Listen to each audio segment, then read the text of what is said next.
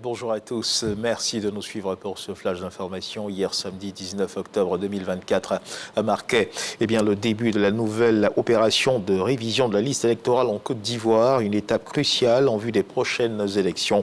Et c'est la ville de Guiglo dans la région du Cavali qui a été choisie pour marquer le démarrage officiel de cette opération. Un choix symbolique pour cette région car en effet, lors de la précédente révision de la liste électorale, elle a enregistré l'un des taux d'inscription les plus bas du pays. Ce choix vise donc à encourager une plus grande mobilisation des citoyens de la région. Au cours de cette cérémonie de lancement, le président de la CEI, Ibrahim Koulibaly-Kubière, a expliqué l'importance de cette opération aux populations, tout en les invitant à y participer massivement.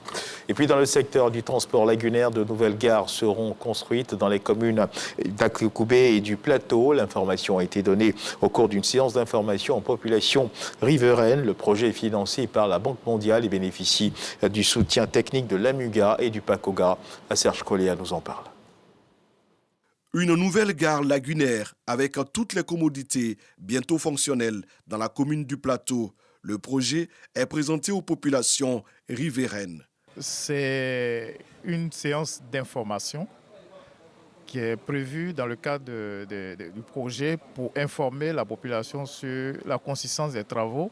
Et au cours de cette séance également, il est prévu de recueillir les points de vue des futurs usagers de ces infrastructures que nous allons réaliser pour s'assurer qu'au cours de la réalisation, on impacte le moins possible les activités de la population et puis comment arriver à bonifier les impacts positifs pour leur permettre vraiment de bénéficier des retombées de ce projet-là.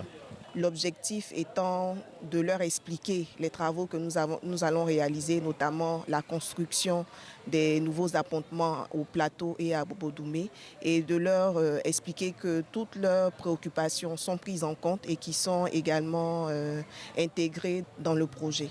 D'un coût global de 9 milliards de francs CFA, entièrement financé par la Banque mondiale, le projet va consister à la réhabilitation de la gare lagunaire d'Abobo-Doumé et aux travaux de construction de la gare du Plateau.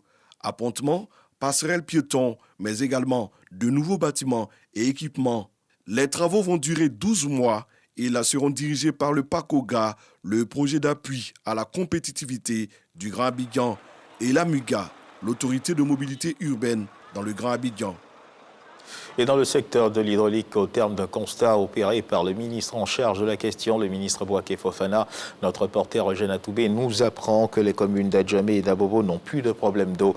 La population harassée hier par la faible pression de l'eau qui sort des robinets et à la vétusté des équipements de desserte en eau potable ont retrouvé le sourire. Avec le projet de renforcement des ouvrages exécutés par le gouvernement, l'eau est maintenant disponible en tout temps.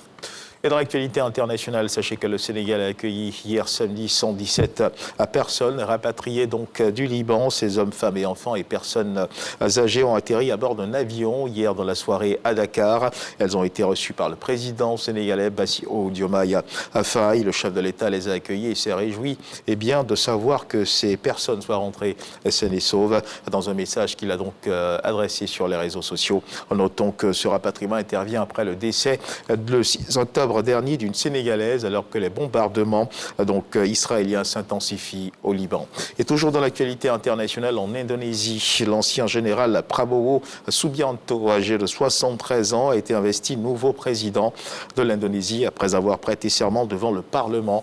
Il devient ainsi le 8e président de l'Indonésie, candidat malheureux à 2 reprises aux présidentielles de 2014 et 2019. Il a emporté dès le premier tour, le 14 février dernier, face aux 2 autres candidats. Il succède au président sortant Joko Widodo qui a passé 10 ans à la tête du pays. Et ce 13h, dans le cadre du magazine du dimanche, nous recevrons Léa Muriel Guigui, commissaire générale de Ecomédia, en abrégé MCS. Avec elle, nous parlerons de la 8e édition des journées de mobilisation des médias contre le cancer du sein. Son objectif, maximiser l'engagement des médias dans la lutte contre cette maladie.